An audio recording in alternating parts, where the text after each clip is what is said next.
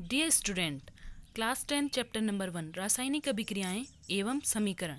तो हमने देखा कि किसी भी रासायनिक अभिक्रिया में केवल परमाणुओं के बीच ही बंधों का टूटना वो बनना होता है जिसमें वो नए पदार्थ का निर्माण करते हैं।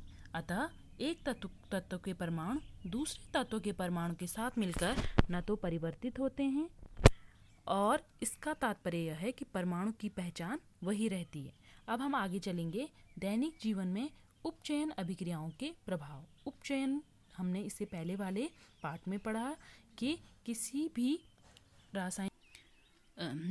रासायनिक अभिक्रिया में किसी पदार्थ के साथ जब ऑक्सीजन का संयोग होता है या हाइड्रोजन का पृथक्करण होता है, ऑक्सीजन जुड़ती है, तो वह ऑक्सीकरण या उपचयन हुआ है। अब हम देखेंगे कि जब पदार्थों के साथ ऑक्सीजन जुड़ती है तो दैनिक जीवन में ऐसे कई सारे उदाहरण हैं। तो हम देखेंगे कौन कौन से क्या क्या प्रभाव है।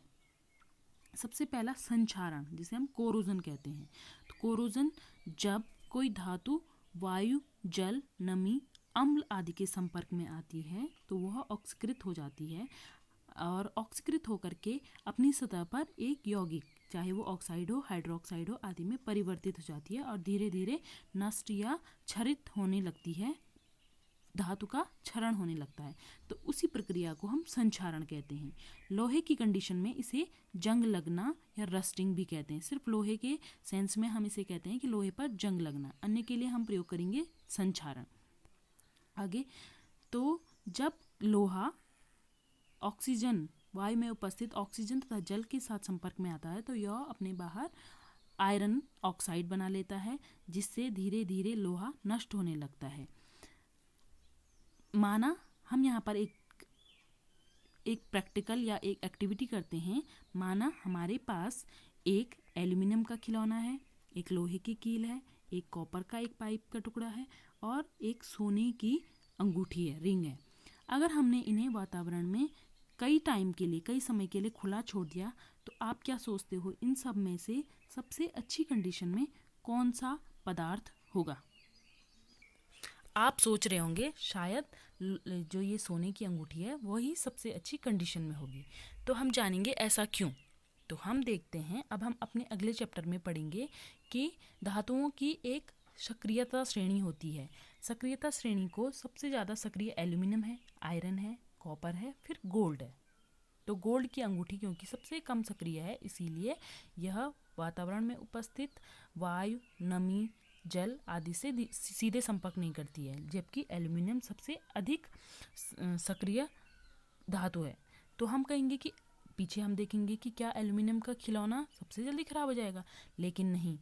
सबसे जल्दी हम देखेंगे कि जो ये आयरन की कील है, जो ये लोहे की कील है, वह सबसे अधिक जल्दी उस पर जंग लग गया है और ये धीरे धीरे टूटने लगी है। एल्यूमिनियम के केस में ऐसा नहीं होता है। एल्यूमिनियम क्या होती है कि एल्यूमिनियम वायु में उपस्थित ऑक्सीजन के साथ रिएक्ट करके एल्यूमिनियम ऑक्साइड बना लेती है और अपने चारों ओर एल्यूमिनियम ऑक्साइड की एक लेयर बना लेती है। एल्यूमिनियम ऑक्साइड एक इनएक्टिव यौगिक है, इसीलिए इसके बाद अब इसका कोई क्षरण नहीं होता है और यह एक प्रोटेक्टिव लेयर के रूप में कार्य करती है। जबकि लोहा क्या करता है, आयरन ऑक्साइड बना देता है और धीरे धीरे यह आयरन ऑक्साइड बनाता रहता है और धीरे धीरे यह क्षरित होने लगती है। और यहाँ पर गोल्ड जो क्या है, सबसे कम सक्रिय है, इसीलिए यह कई समय पश्चात भी हमें सही अवस्था में मिलेगा।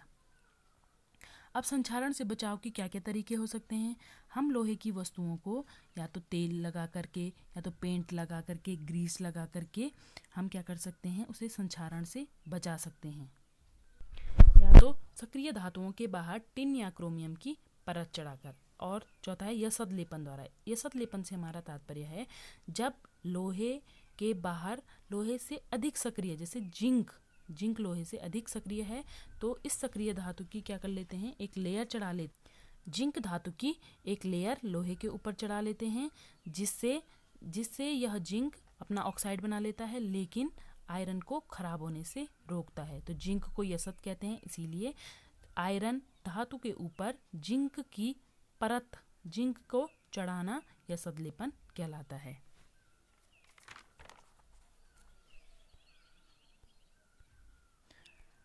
आगे आपने देखा होगा कि हम अपने खाद्य पदार्थों को एक वायुरोधी बर्तन में रखते हैं, या आपने देखा होगा जो चिप्स का थैला होता है उसके अंदर बहुत सारी हवा भरी होती है, तो वह जो हवा होती है वो होती है नाइट्रोजन। चिप्स के पैकेट्स को नाइट्रोजन जैसी कम सक्रिय गैसों को भर करके चिप्स को खराब होने से बचाया जाता है। अब ये प्रक्रिया क्या होती है? जब हमारे तेल या वसा युक्त खाद्य पदार्थ अधिक समय तक वायु में रहते हैं तो वे ऑक्सीकृत हो जाते हैं और उनमें उनका स्वाद तथा गंध परिवर्तित हो जाता है। उनके स्वाद तथा उनका स्वाद भी खराब हो जाता है और उनमें से गंध भी आने लगती है। ऐसी प्रक्रिया को हम विकृत गंधिता कहते हैं। विकृत गंधिता को रोकने के लिए हम क्या करते हैं? वायुरोधी बर्तनों का उपयोग किया जाता है, या खाद्य पदार्थों को फ्रिज या रेफ्रिजरेटर में रखा जाता है, या प्रतिऑक्सीकारक पदार्थ मिलाए जाते हैं, या जैसे हमने कहा कि नाइट्रोजन जैसी कम सक्रिय गैसों का प्रयोग किया जाता है। तो ये पाठ यहीं पर समाप्त होता है। Thank you and have a nice day.